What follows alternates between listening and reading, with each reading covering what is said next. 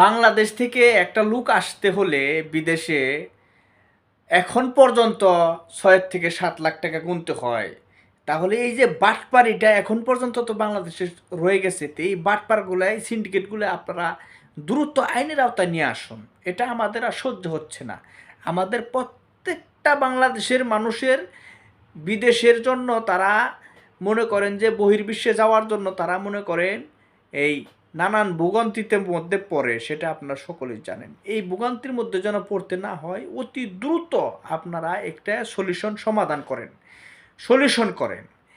আর plus হচ্ছে বিমান ভাড়া 2 লক্ষ টাকা, বিমান ভাড়া 1,80,000 টাকা। তাহলে এই সিন্ডিকেটগুলো কোন হারামির বাচ্চারা করতেছে, কোন হারামির বাচ্চারা করতেছে, কোন শোরের বাচ্চারা করতেছে, সেই শোরের বাচ্চাদেরকে আপনারা দ্রুত আইনের আওতায় নিয়ে আসুন।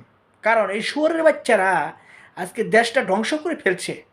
এই শোরের বাচ্চাদের কারণে আজকে দেশটা ধ্বংস হয়ে গেছে।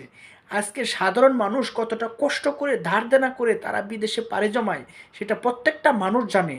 তাহলে এই শোরের বাচ্চারা, এই হারামখোরের বাচ্চারা আজকে এই সাধারণ মানুষের পেটে লাথি মেরে যে টাকাগুলো আজকে হাতিয়ে নিচ্ছে, লাখ লাখ টাকাগুলো, এগুলা কি ওর বাপের টাকা? আর বাপে কি এগুলা মারা দিয়ে আনছে?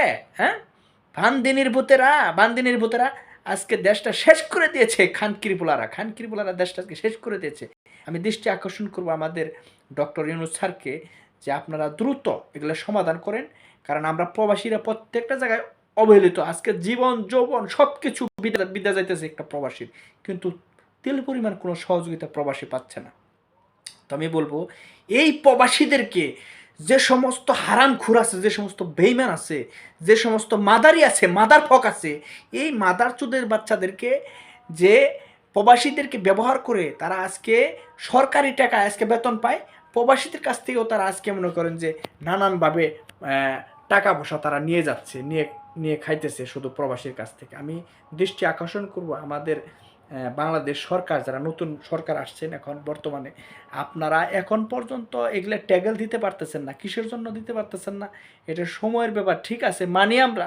কিন্তু আমরা বলতে চাই অতি দ্রুত আপনারা সমাধান করেন যে বাংলাদেশ থেকে প্রত্যেকটা ঘরে ঘরে থেকে যেন মানুষ বিদেশে আসলে তার 1 থেকে 2 লাখ কিংবা 1.5 লাখ টাকার মধ্যে তারা বিদেশে আসতে পারে।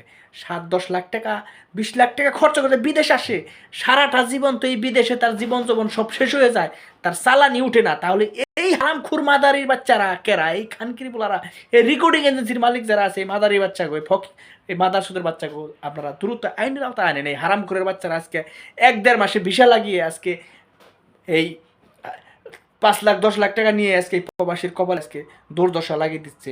আজকে আমাদের 4 বছর 5 বছর থাকতে হয়, তারপরে আমাদের ঋণ শেষ হয় না। আর আপনারা এই টাকাগুলো আমরা ব্যাংকের মাধ্যমে পাঠিয়ে বাংলাদেশের রিজার্ভ বৃদ্ধি করতেছি, কিন্তু আমাদের কোনো সুফল আমরা পাচ্ছি না। তো দৃষ্টি আকর্ষণ করবো আমার ভিডিওর মাধ্যমে, সকলে আমার ভিডিওটা শেয়ার করবেন। আসসালামু আলাইকুম, সকলে ভালো থাকবেন।